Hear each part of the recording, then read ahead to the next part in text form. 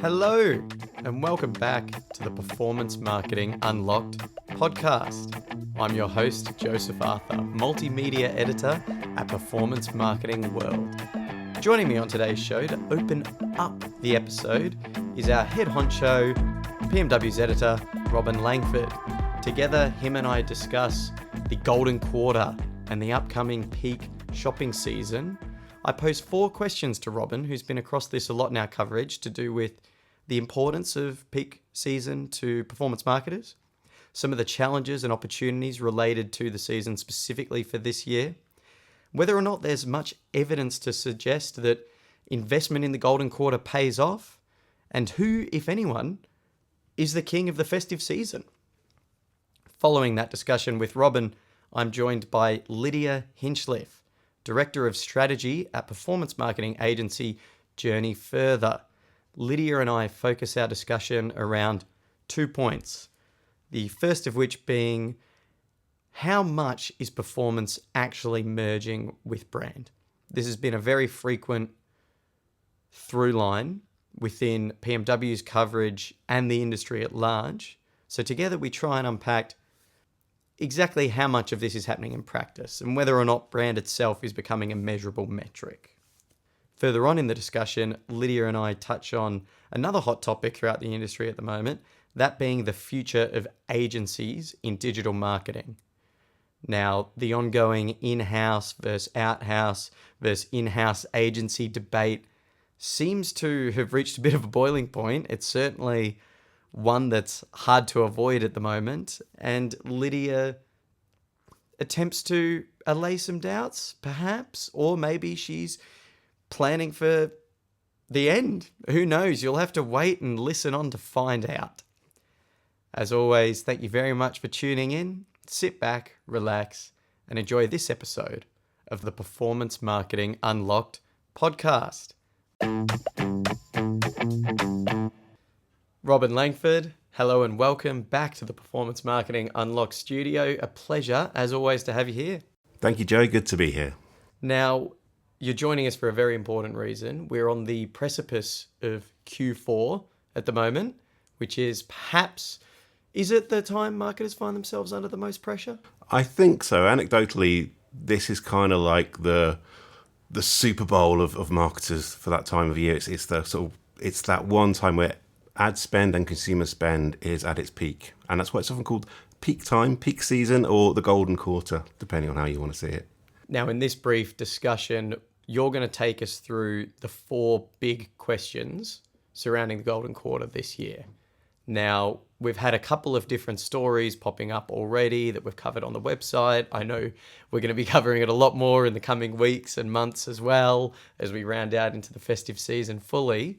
But as the first sort of sales events of the season have kicked off, I think it's apt to set the scene heading into the golden quarter. So the first question that I wanted to pose to you, Robin, why is peak shopping season, as we've dubbed it, so important to performance marketers? Yeah, well, like I said, it's when consumers spend most of their money. I mean, I'm feeling quite anxious today because we're talking during the middle of Prime Day or the 2 days, and I haven't had any time to shop for the things I want to get. I was thinking the same thing. But that's kind of the point of these holiday shopping events, is they're trying to sort of coax us and nudge us into making those purchases, and then also making those extra purchases we weren't thinking about doing. And these holiday events, holiday shopping events, have become probably a much bigger thing over the last few decades than they were previously. I think in the UK it used to be Boxing Day sales, and that was pretty much it. Then we've previously had Black Friday, and now we have Amazon Prime Day, and even Singles Day, which is big in Asia, is starting to become known here.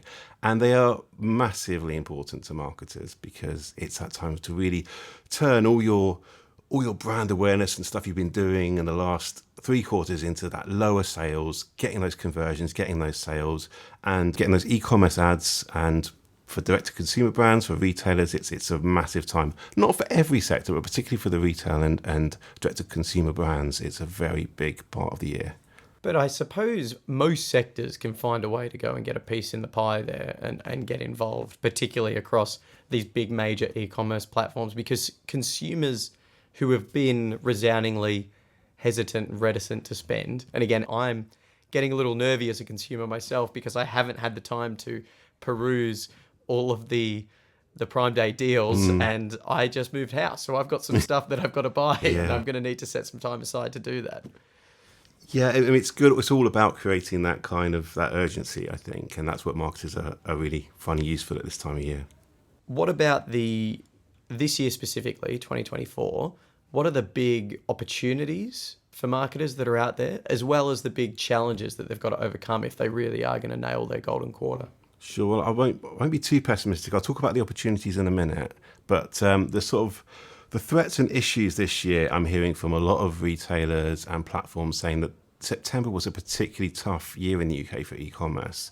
I think that's partly because of the macroeconomic situation at the moment. A tough month, yeah. It has also been a tough year, and I was going to say that. It has felt like we've been in a perpetual... Well, as we know here, the upcoming budget is going to be tough. Exactly. We have actually been in kind of a perpetual cost of living crisis for quite a while, and I have been feeling sort of sense of deja vu looking at this year compared to last year. And like you said, Joe, we've got the autumn budget on the 30th of October, which will be coming out, and it is expected to be a bit downbeat. There might be some talk about rises in taxes and things like that. So the key thing here is we are seeing things like Prime Day launching even earlier this year than it was last year. And I think that might be because consumers are looking to spread their costs a bit before some things get particularly tight in the coming few months. Just to give a bit of detail on how things were last year, we were talking about how it was a cost of living crisis last year, and I've actually got the stats from then. The UK, we spent £85 billion in the season, in the Q4 of last year. That's only a slight rise on the previous year, and I'm not sure if that was even adjusted for inflation. So last year in a cost of living crisis, the UK consumer was quite frugal in the end. This is not a sign of a country that is in boom times, going on spending splurges and stuff. And so advertisers need to be aware of that. It's a competitive environment at the moment. And Prime Day is kind of the first sounding bell of this quarter.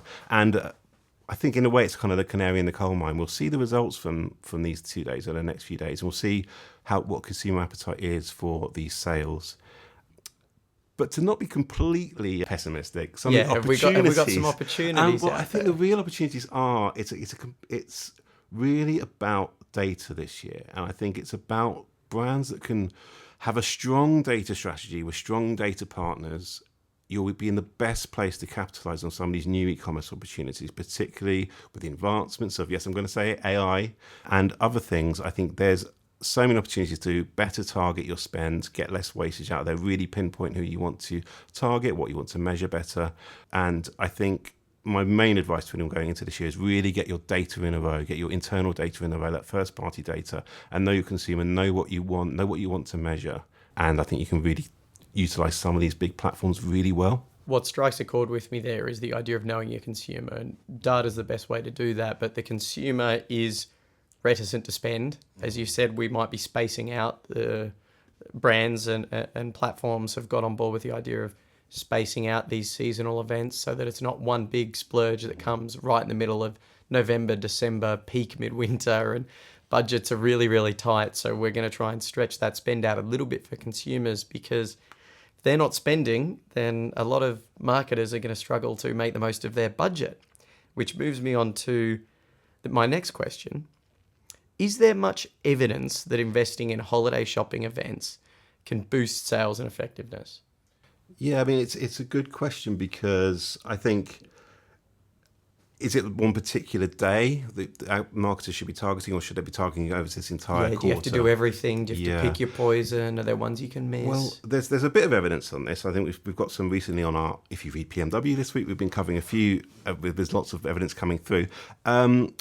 One of our, a marketing partner we know called Sky have found that consumers aren't actually getting tired of these sort of special shopping days. In fact, they're embracing them more and more, and actually kind of getting quite excited about them. In the UK, consumers spent £13.3 billion on Black Friday last year, and that was a 7.3% increase, which again over-indexes compared to the general overall increase that year. So you can see that consumers are spending much more and a greater increase on Black Friday than they were over the general Christmas period. So that shows you there's definite appetite for these shopping days specifically. And then one of the largest consultancy companies in the world, McKinsey & Company, have just come out with some research looking at, they've identified a pattern, which is the brands that have grown the fastest this last year, showing that sort of the 10% increase outpacing their rivals, have also been the ones that have spent most on these specific holiday events.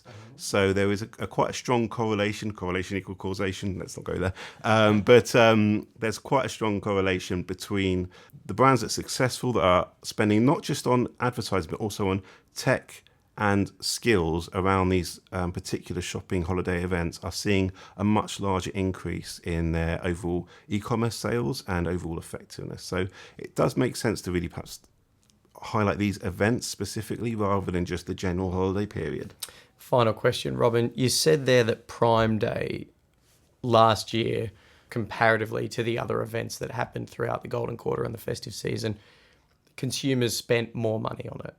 Now, does that mean that Amazon is still the best place for e-commerce advertisers? Or, as some have sort of postulated, if you've been reading PMW this past week, this past fortnight, is their crown beginning to slip? And if so, why? Yeah, I mean, Amazon is always the sort of the big daddy of e-commerce and such, and obviously has Amazon ads and a huge ad network for e-commerce retailers and D2C brands looking to reach a huge audience on that platform. But you're right, Joe. I think there is an increasing number of opportunities for marketers to go out beyond that.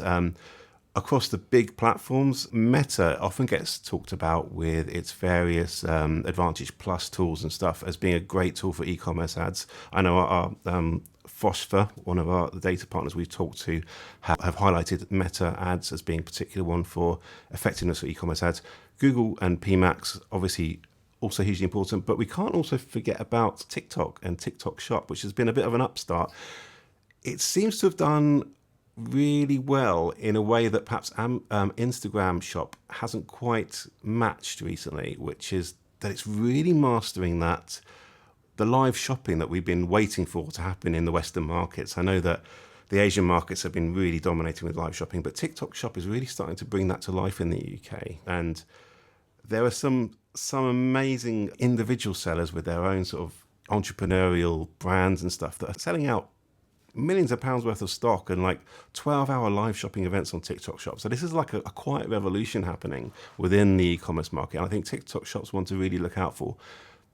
But it seems to have its own set of rules compared to some of these other e-commerce TikTok platforms. Always does. Yes, I know. TikTok likes to almost stand out as we're different and have this sort of grammar of TikTok, and everything has to be authentic and things like that. But yes, check out someone called P. Louise.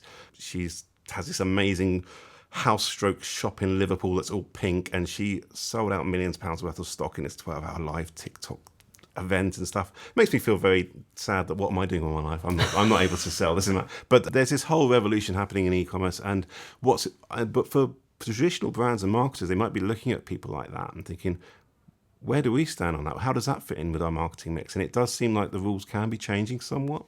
An abundance of competition means an abundance of opportunity. Now, it won't all work, but some of it might. And I suppose that's the big through line from this conversation, Robin. I thank you for those insights. And for those listening, particularly marketers listening, absolutely the Golden Quarter is critical to success, and it stands to be a really, really great opportunity to maximize your ad spend as we round out the year. And consumers may be coming out of their shells a little bit should the offers, the deals, and the marketing do well enough. But the period certainly isn't free from threat, and you can poorly optimize your spend if you invest in the wrong things. So what's the key to success? I'd say data for mine.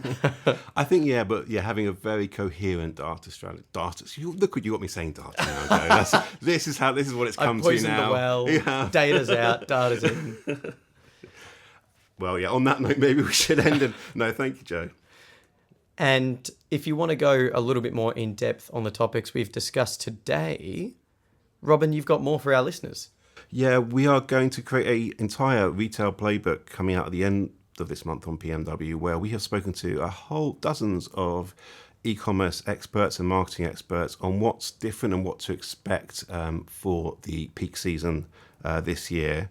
And we're going to delve into what the best timings are, what the best channels and platforms are, depending on what your sector is and the size of your business, changing consumer behavior. And we're also going to delve into some specific verticals like beauty, fashion, and retail, and we've been given some quite cool tools to play around with, actually getting some UK-wide search data exclusive for us to see the individual brands, the individual searches, volumes of searches, generic searches, and we can delve quite deeply. I quite enjoy playing around with some of these actual performance marketing tools. We don't normally get to do that, Joe. We love exclusive. We love that word exclusive here. And we're also going to look at some future trends. We've managed to talk about all of e-commerce without talking about retail media, but I know we'll be talking about that another time. Oh yeah, keep your ears peeled, it's coming. But in terms of other future trends, we'll be looking at connected TV, gaming, and one of my pet topics, which has become a bit of a joke in the office, I love digital out of home, and I've got some fantastic anecdotes about how retailers are using programmatic digital out of home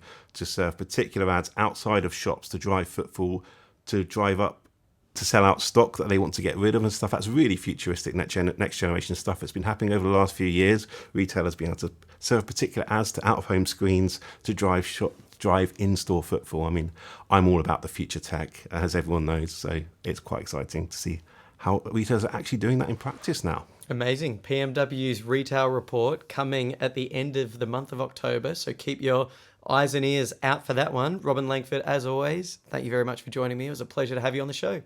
Thank you, Joe. Lydia Hinchliff. Hello. Hello and welcome to the Performance Marketing Unlocked studio. Thank you for joining us. Thank you for having me. Now, you've made maybe the record for longest journey to the studio from a guest we've had. I know Dean Harris from Co-op, he came from Manchester. Do you want to tell us where you've travelled from today? So I came from Brickhouse, which is a little town in Yorkshire. So Wow. it was a nice little 6-hour stint. A nice little 6-hour stint. I appreciate that very much for getting down here. Manchester's like easy because it's like straight direct. Well, you say that, but funnily enough, when Dean tried to get down the first time, our listeners don't know this, but we had to actually reschedule that recording because he got stuck in Chester coming from Manchester, and he ended up working out of a McDonald's in Chester trying to get another train, which never happened, so we had to reschedule that. Fortunately, you've got down here in one try, which And is I was great. early. And you were early, exactly, which we love. So it's been a smooth journey up until now. Let's hope that now we're on the air, things remain equally as smooth. Let's hope. Today, we're going to centre this discussion around two interesting points. Journey Further, they're a performance marketing agency, so you're well positioned to speak on these. And we're going to be talking about performance marketing moving up the funnel and this idea of brand performance, creative performance, and just breaking down silos and bringing those two worlds together. And we're also going to touch on the future of agencies in marketing, which is becoming, I'd say, a pretty turbulent landscape, much like the future of journalists and media. Agencies are sort of as well sitting in a very fluid position. So to start, why don't you tell me your perspective on this idea of performance marketing moving up the funnel? How is that occurring? Are you seeing it in practice? So for me, we were chatting earlier that I've been doing this for almost 20 years, and I don't necessarily think it's a new phenomenon. I think it's more an evolved understanding. I think previously we had like really tribes, proper tribes, you know, we had brand people that was otherwise known as offline, performance, otherwise known as digital, and never will the two worlds meet? But even way back when, you know, I knew if a client went on TV, my search would improve. And I think that kind of tribal mentality is reducing now. And for me, the really important thing is any touch point with a brand, any, whether that be a lovely 30-second, whether it's a 96 sheet or it's a search listing, it's an opportunity. And I think more and more smart marketeers are kind of seeing that, and they're not just treating performance as a one-night stand. They're making sure that even if it is just a call to action to get someone through the site, it's a good experience, and that experience is followed through and it's building from the upper funnel. And then obviously we've seen much more time spent online, so we are naturally moving up the funnel with some great opportunities for like creativity within that, which is exciting as someone that's been doing digital for a long time.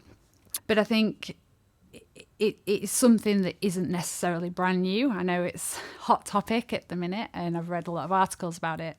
But if I think back to Journey Further is like 7 years old now, But really early on, and they were like a stalwart performance agency. That's what they went out to market to do. Really early on, they had the strategy team, they had the creative teams, because they knew that we had to make every lever kind of work really hard to get the results. Pioneering this move in a lot of ways. Pioneering, yeah. Oh, yeah. Robin would love that. Yeah, be pioneering the future of performance marketing. Yeah, the performance pioneers. I should say you are I think you're the second person who's come on the show who's a member of the PMW 100 Power List 2024 and the Dream Team too. So congratulations on those. And I think it's because of, maybe it's just those catchy little bits of language and through lines you produce there, the performance pioneers journey further. It's a good one. And I think you're absolutely right though, because I've not been in this industry quite as long, but that entire time, this has been a present topic and an idea.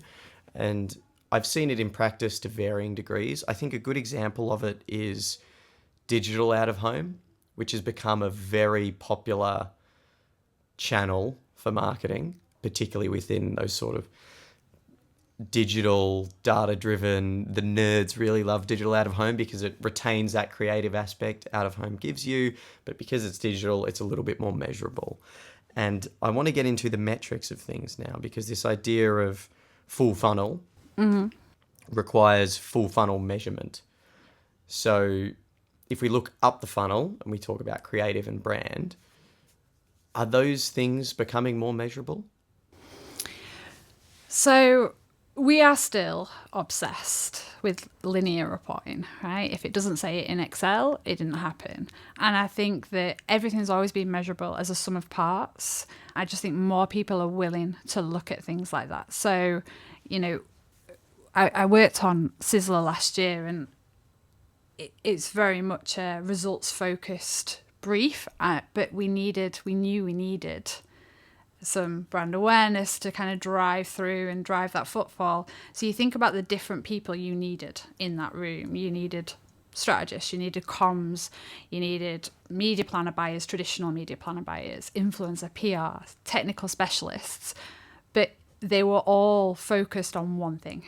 Right, so rather than everyone's individual KPIs that normally happens, like in PPC, I work to this, in digital out of home, I'm working to this, TV, it's TVRs. We didn't. It was all, how can we all work together, and then reported on it as that sum of parts, like this stackable campaign is what will drive your results. And I think that I'm always really nervous about brand uplift studies and things like that, which we're using more and more of, just because, one, a lot of it's marking their own homework. But secondly, if I was kind of a CFO, I don't give two hoots about what my brand uplift study said or how many people remembered my ad. I want to see the results at the business level, and I think we do need to kind of raise up that level of reporting. It's like, this is what we did, and overall that sum of parts led to. Stepping away from vanity metrics, exactly. I suppose, yeah.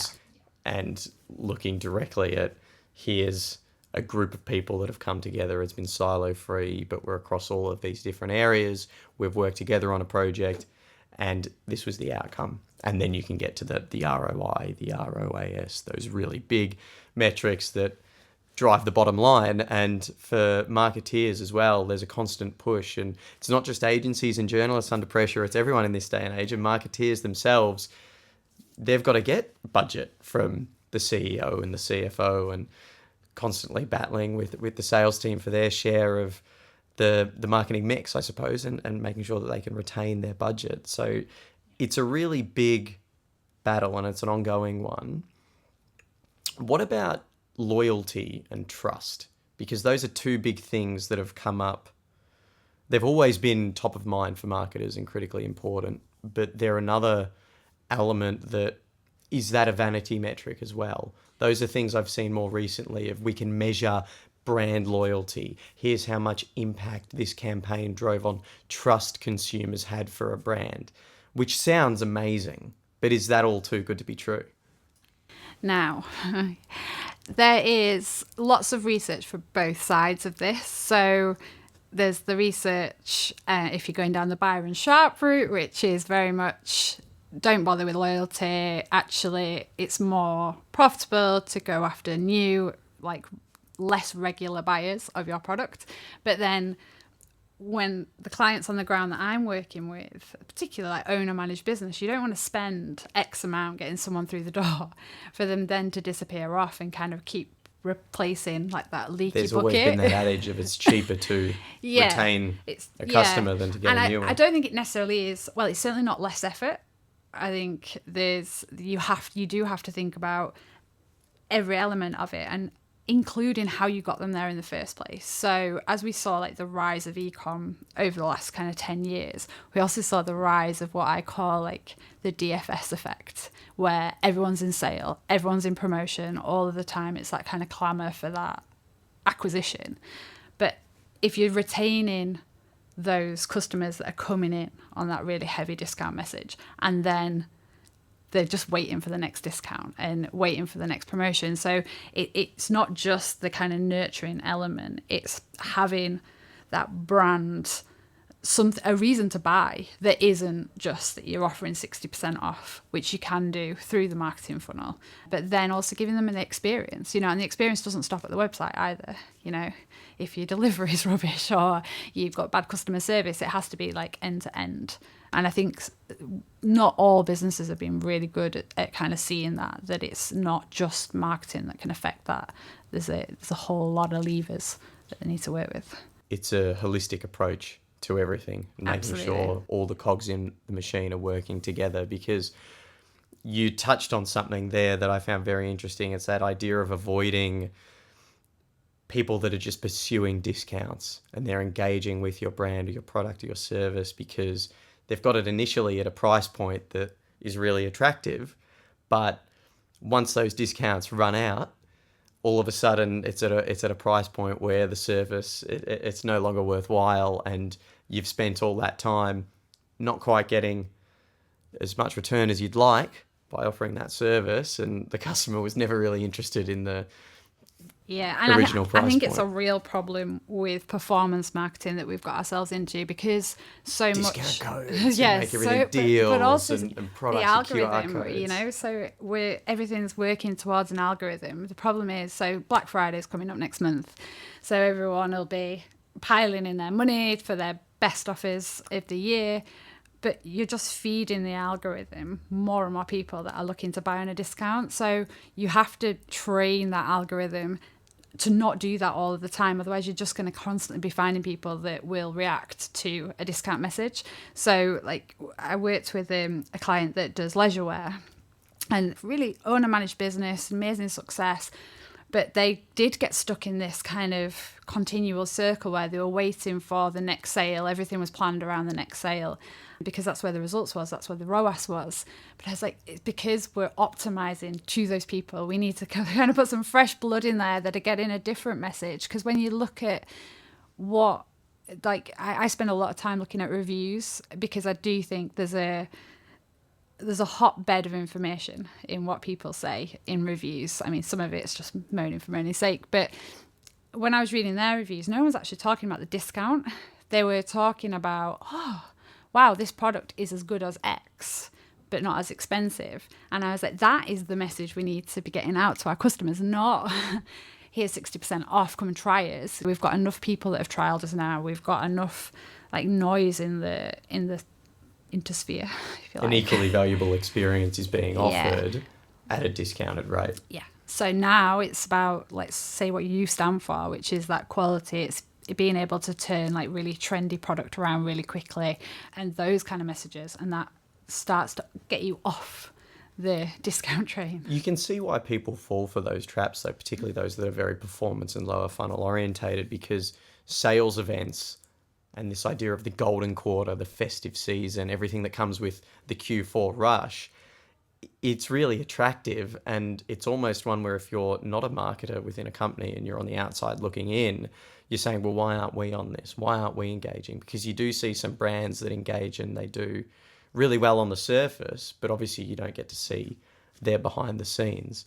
So are you sometimes talking people out of sales events, or is it something that you see as valuable as being part of the media mix, but it can't be the full plan? It's got to work within something more broader? Exactly. So I haven't been brave enough to suggest no one does Black Friday yet. That's a big move, That's Friday. a big move, Yeah, but say I no. have on multiple clients readdress their budget laydown for the year to say we can't just pile all of this into November. We are leaving customers on the table at other parts of the year that could come in outside of Q3, what discount. about Q3? Yeah, and Christmas is coming earlier and earlier. Like I bought my first Christmas presents in August, but I'm a mum, so I have to be like super organised. I'm going to Australia for Christmas in December. My partner is English, so we're doing 2 months of Christmas. We've said November is our British Christmas, then December's our white hot Aussie summer Christmas. So we're doing both. Yeah, so just spending like 80% of your annual budget in 1 month is not right. But what I have actively encouraged clients to do is reduce the amount of time in sale, lengthen the period of time between sales, slowly but surely try and show in the effect. And when the owners and the CFOs start to see margin improvements and you can point to marketing that has driven that kind of margin improvement, that's where you get buy-in. That's where they're like, okay, what else can we do? So you do have to think about just not your line in the spreadsheet, which I do think too many people still are looking at, what does my line say? Am I the best performing?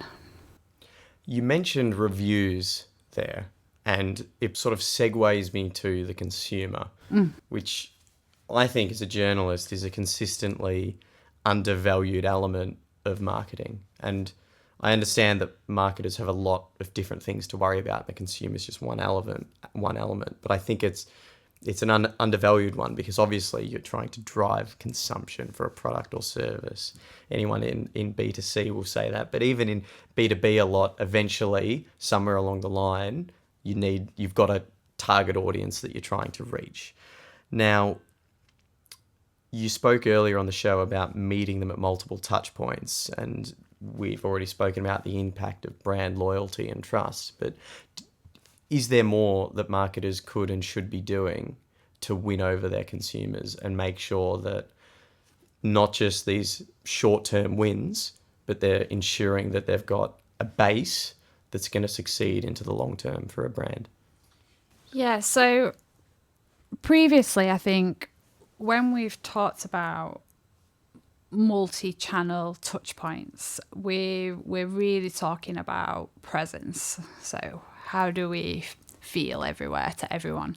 But I think we were talking about it just earlier, the rise of addressable in this, and not just digital at home, but connected TVs, audio, all of those points where you can start to have a more emotional connection, but being really laser focused with who you do that with. So previously, like my clients, when they're trying to build that kind of customer brand loyalty with that more emotional upper funnel element, they've been outpriced. It's excess share of voice, it's you've got to spend more than you've got to grow, and that's all you can do. Well, actually, I don't think that's true anymore. I think if you really understand who that is, who's the opportunity for you, and create that almost like illusion of as seen on TV, that being everywhere to those really specific audience, you can get what I call unfair share of voice, and you start to build that like emotional connection that starts to last beyond that kind of click and that unprompted awareness. Because more and more, if you look at the search behaviours, which I find really interesting, that it's not talked about more. I mean, 20 years ago, I was doing PPC, right? There was no brand terms. In fact, back then, you didn't even have to pay for your own brand terms, amazingly. But it was all generic search. It was, I want a dress, red dress, and there was no brand. Now it's flip reverse. Like for most sectors, it's 80% searching brand. Yet we're not doing enough to kind of on that unprompted awareness. Yeah, because the discovery game has changed completely. It's been upended with the rise of social media and social commerce, and the industry seems to have been a bit slow in some respects to respond to that. And I don't even think it's opportunity. just social. I just think it's we've started to bring our high street behaviours in digital. Into and maybe the digital that was world. excelled. I said I wasn't going to talk about COVID, but maybe that was excelled during COVID. But if I'm going shopping, I don't go like I'll start in River Island, then I'll go to New Look in the order that they are. I have mental shortcuts, and those shortcuts could come from anywhere. They could have come from my friend talking about something she bought on Facebook, or it could be that I've seen a big out of home with a dress that I liked on there. But those shortcuts mean that the direction I go in the high street is determined by where I think is going to most suit my needs. And that behaviour is now just online. So people talk about it being social, where people meet brands. I don't even think it is just social. I just think it's anywhere. And we're just starting to be a lot more smart about associating that with performance. So we're kind of evolving that understanding of customer touch points and giving us those deeper insights where we can go, okay, yeah, actually, it's not just being about being present in search. We do need to be present in multiple places. Otherwise, we're just going to get left behind. It's understanding consumer behaviour and the way it changes and the psychological side of things, I suppose. And Rory Sutherland, famously not a performance marketer, couldn't think worse of performance marketing, but there's certainly elements of the psychological aspect of marketing that can be driven into performance, as we say, the two worlds emerging. Absolutely. And one of... I recently, for an event that we did at Janie Further, I was speaking to Richard Shotton, who wrote the book Choice Factory. And there's similar books about it, whereas we're in this kind of, in a really strange world right now, where human to humans is like a complete lack of trust. You know, you're seeing it in marketing agency relationships, but just more generally, we don't trust other humans, yet we've got this like blind faith in technology. Just this complete, if the machines say it, then it must be true. But actually, the more you take a minute to understand consumer behaviour and consumer psychology, we're not rational human beings.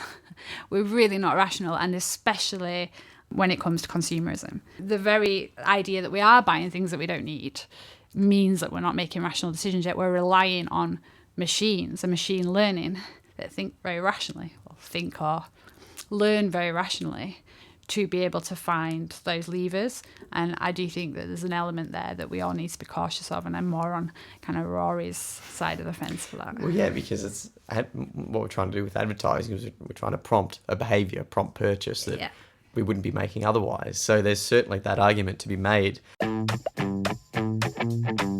Hello, Performance Marketing Unlocked listeners and viewers. Host Joe here, jumping into the spotlight for a change to bring you a 60-second news roundup. I'm going to give you the latest stories and headlines from across our news desk that you can't afford to miss. And if you want to find out more about any of the stories I'm going to mention, head to PMW's news scroller on the website and they'll be right there. So, without further ado, let's put me on the clock. In the world of CTV, Channel 4 has released new advertising and targeting solutions for its streaming partners.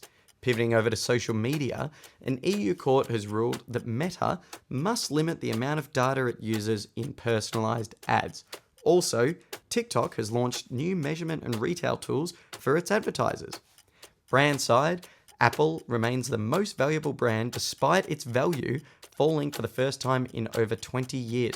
That's per Interbrand's latest bit of research, which reveals the top 100 most valuable global brands. In the world of AI now, LoopMe has launched a new AI-powered media scoring tool called the Brand Outcome Score. Show Heroes has also acquired Vids to boost its AI-driven capabilities. And before we finish, leaving you with a quick taster for some of the news coming up next week, in the world of retail media, PMW is headed to SMG's Retail Media Summit to find out, is the term retail media already outdated? Stay tuned for that. Bang! 60 seconds on the dot. Thank you very much for joining me for our inaugural Quickfire News Roundup. Now, back to the show. I want to pivot slightly into the agency landscape because I'm going to throw a couple points of research and data at you that have come up on the website recently. And for those listening, you can go and find these there. But over 9 in 10 marketers have experienced selective reporting from agencies. And nearly half of marketers believe that AI will make their companies less dependent on agencies in future. There's also obviously the ongoing debate of in-housing an agency, first looking at it externally.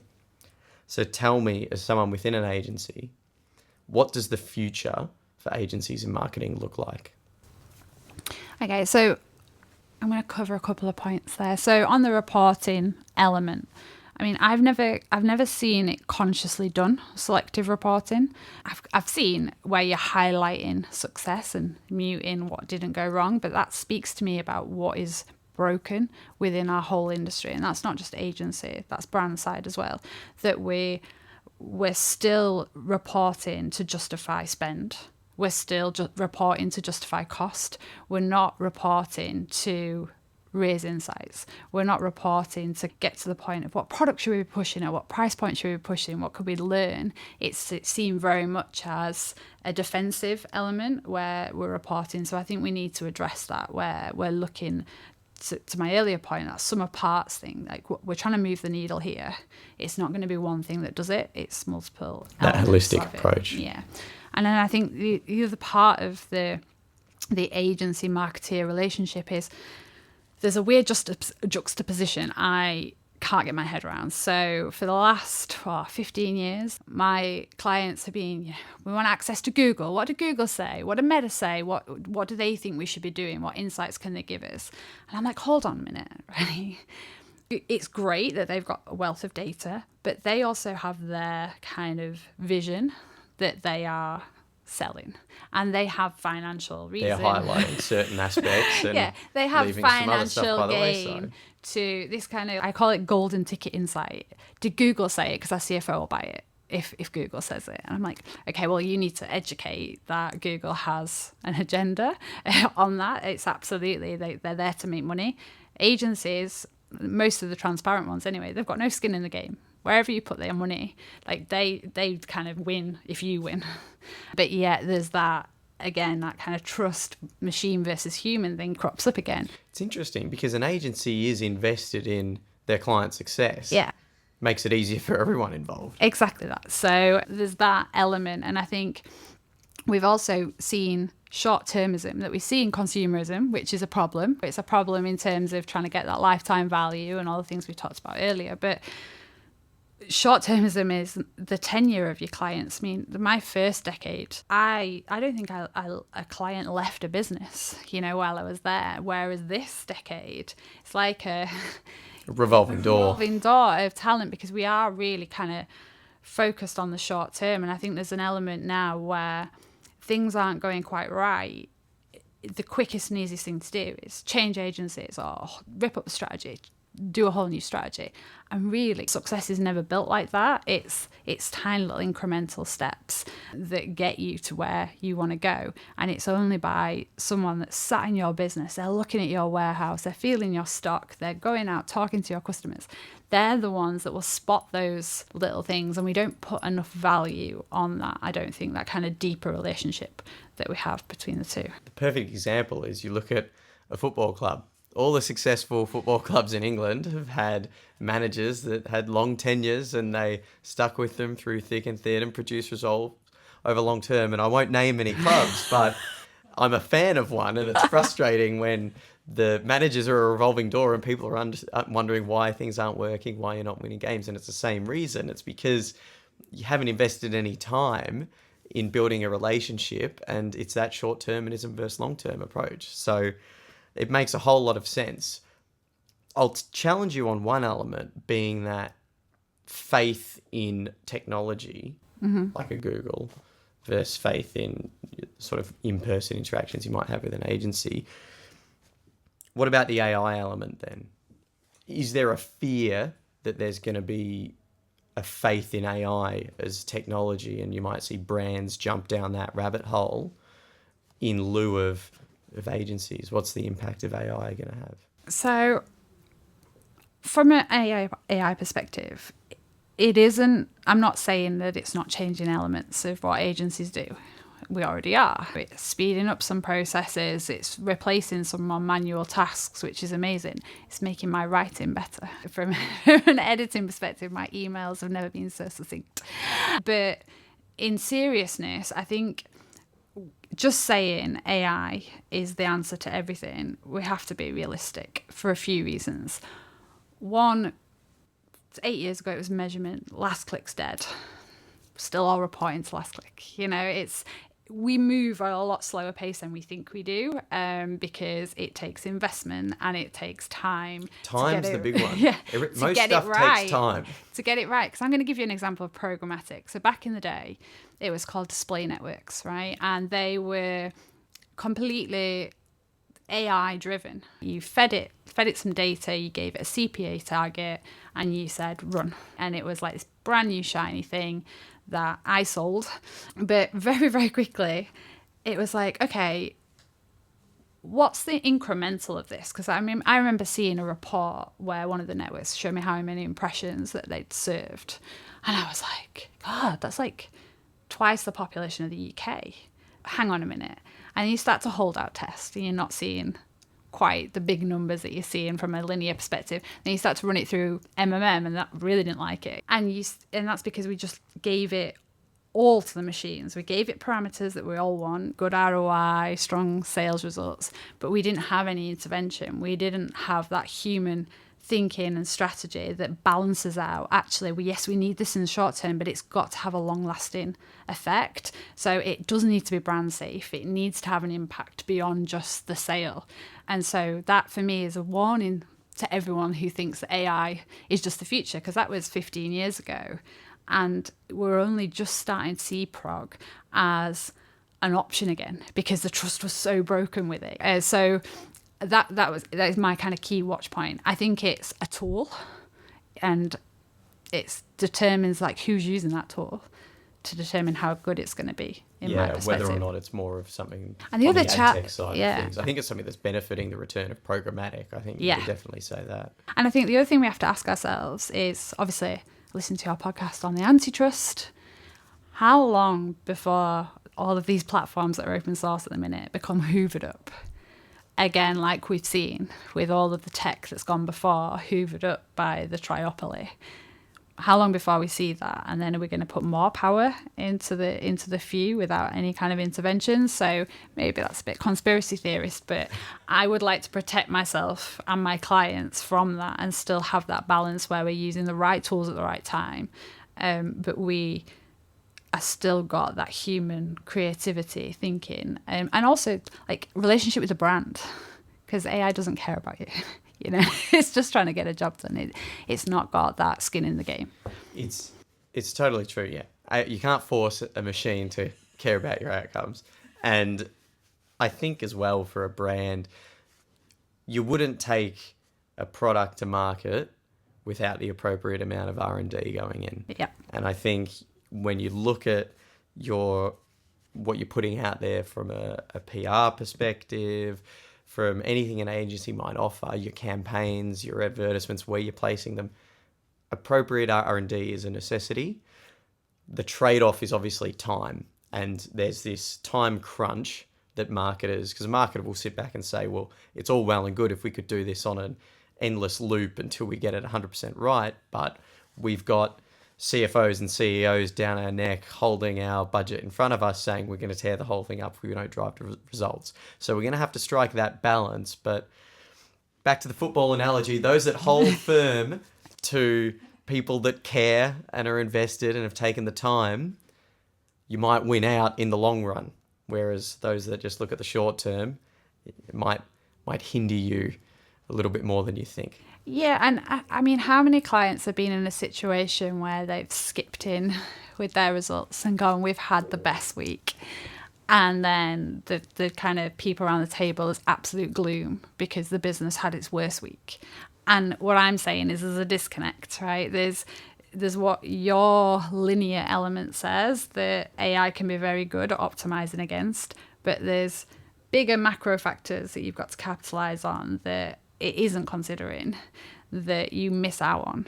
And you miss out on that kind of competitive edge if you haven't got some kind of intervention in place. I really appreciate the consistent rhetoric throughout this discussion being holistic approach to everything.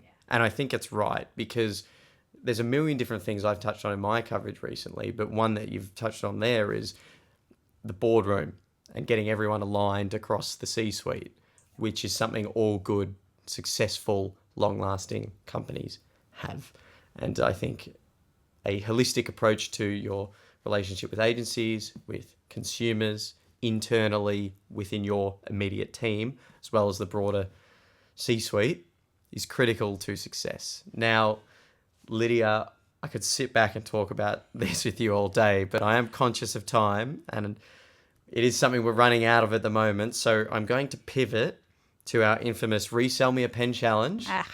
I'm going to get up my little timer clock now and get ready to put you up against it for 60 seconds. Before I jump in and start the stopwatch, Lydia, why don't you reveal to me the outdated product or service you're going to attempt to resell today? So, my product is a paper diary. Paper diary. Do you have one? Do I have a paper diary? I do, but I'm a journalist, so I'm pretty old school. Now, I'll start the stopwatch. I've been told by multiple guests that I don't give them enough warning for time running out, but I'm not going to change it because I want to keep it consistent for everybody. So it's 60 seconds on the clock. I'm going to give you a warning at 10 seconds left and 5 seconds left. And your time to resell me the diary starts now. So, like everyone, my diary has become fully digitized and everyone has access to it. So everyone can just drop things in as they see fit. They can even determine whether their meeting is more important than something you already have in. With a paper diary, you return that kind of opaqueness to your day, which I think we could all welcome. So the four big reasons why you should get a paper diary. Are you ready? So first, mindfulness. Writing things down, get rid of distractions. It helps you prioritize what's actually important. So we talk about prioritization, but we don't actually get to do it in a digital environment because we just see one stacked up against another. You can also put in toilet breaks without everyone seeing that you've put in a toilet break. I mean, that's a winner in itself, right?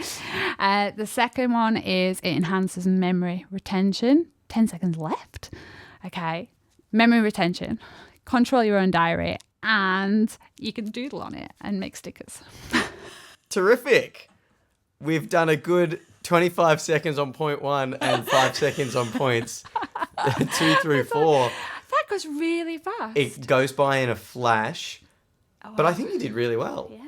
And we did detailed on that first point. But that's the main more point. Succinct for it. That's what I was going to say. I think you've spent the most time on the strongest selling point.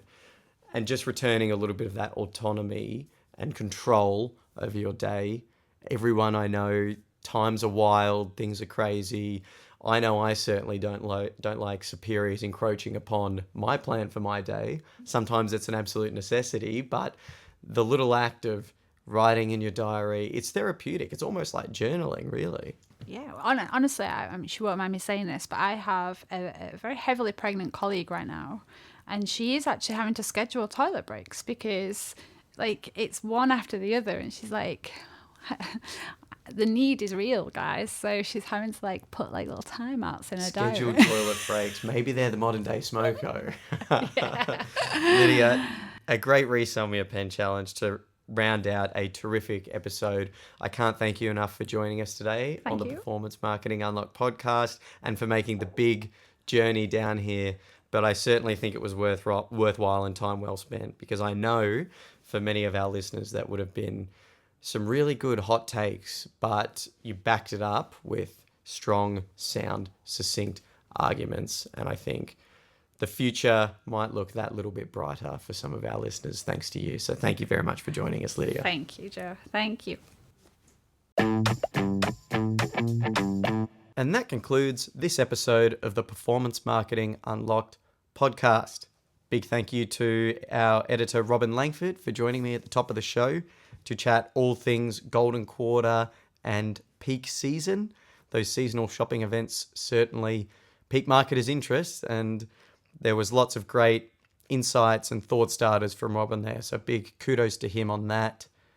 Also, a big thank you to Lydia Hinchliff for joining me and answering some pretty tough questions about the future of agencies. As someone who works within one, Lydia certainly held firm and gave some really reasonable answers and also provided some incredibly compelling insight to do with the future of performance and brand and upper funnel versus lower funnel versus full funnels.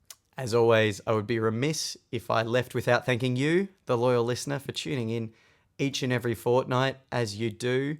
Now, before I let you go, I'm going to ask a little bit more of you than I usually would.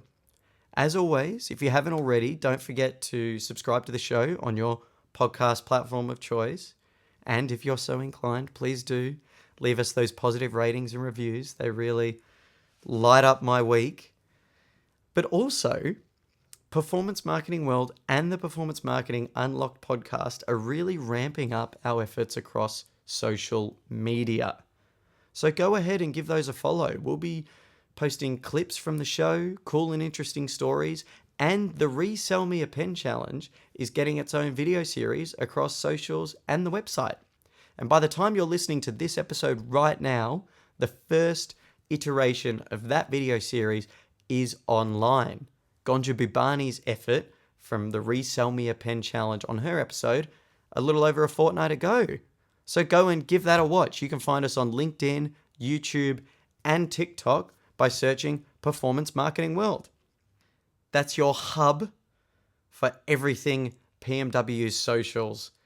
And it would be a huge, huge help if you listeners could jump online, search us up, find our socials, and give us a follow and leave a like, because we're really trying to build the base there, and it's a great way to help us take the show further and introduce it to more and more people. That's enough from me this week. I do appreciate each and every one of you for listening on and hopefully heeding my advice there and adhering to my requests. Would be much appreciated and would mean the world. As always, we'll be back in a fortnight's time with another episode of the Performance Marketing Unlocked podcast. In the meantime, have an amazing week, and you'll be hearing from me again very soon. Bye for now.